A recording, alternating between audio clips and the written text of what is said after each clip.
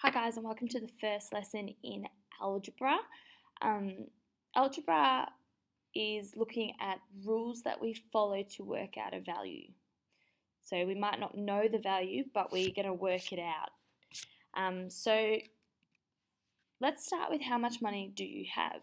So you have 3 of the same coins, but you don't know what coin they are. So you don't know how much each coin is worth, but they're all the same. So this means we have 3 times whatever the value of the coin is. Now we're going to use a table to help us find out how much we have in total. So if I have 10 cents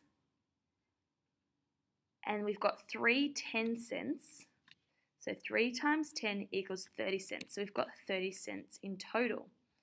If we have 3 20-cent coins, well, in that case, we have 3 times 20, which is 60, so we have 60 cents.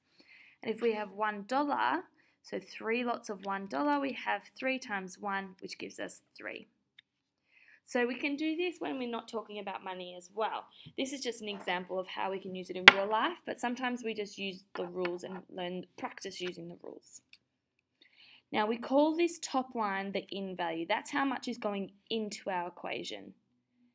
And we talk about this bottom line being our out. So what's our output? What's our answer? So we've got our input, so what we're putting in, and our output, which is what are we getting out of that. So use the following rule to calculate the outs of the following table, so the output of the following table. We're going to add 3 to each in value. Okay, so we have the in value of 1, and we're going to add 3 to it. So we get 4. We've got the in value of 2, so we're adding 3 to it, so we're going to get 5. And I want you to pause it and finish the rest. So the rest should be 6, 7, and 8. Now, can we write a rule for this? So what have we done? So this means that the out equals in, and we're going to do something to the in. So what did we do to the in? We added 3 each time. So the out value equals in plus 3. Let's do another one, but this time we're going to multiply each in number by 5 and then subtract 4.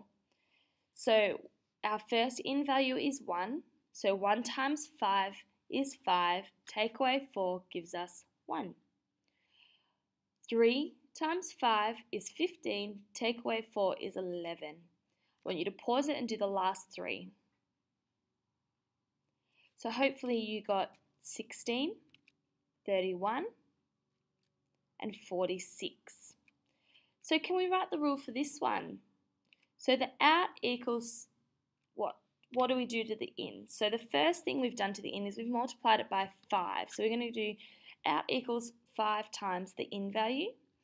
And then we subtracted 4, so we're going to subtract the 4 off the end. So we end up with out equals 5 in minus 4.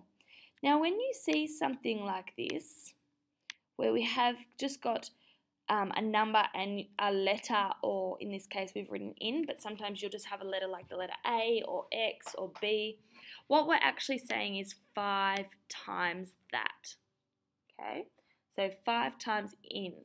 But instead of drawing the multiplication sign every time, we're going to just write it as 5 in. Okay, so this time we're adding 4 to the in value. Okay, so you can do the first 3 of 0, 3, and 15. So pause it and do those ones where we're adding 4 to the in. So what you should have got was 4, 7, oh, that's not supposed to say 16. That's supposed to say 19. I'm not sure. Let's change that to a 9. So 19. Now, we're trying to find the in values here. We know the out value, so we know our final answer. If we added 4 to the in, so to go from the out of 4 to 0, we subtracted 4. So in this case, we're going to subtract the 4 again. So 5 take away 4 gives us 1. 26 take away 4 gives us 22. And 10 take away 4 gives us 6. So we can use this, the rules in 2 different ways to find all kinds of different values. I hope that you understand what we've learned about today. This is just the beginning of algebra. We will be looking more into rules and equations and expressions later on. Remember, if you have any questions, please make sure you ask. But other than that, we'll see you in the next video. Thanks, guys.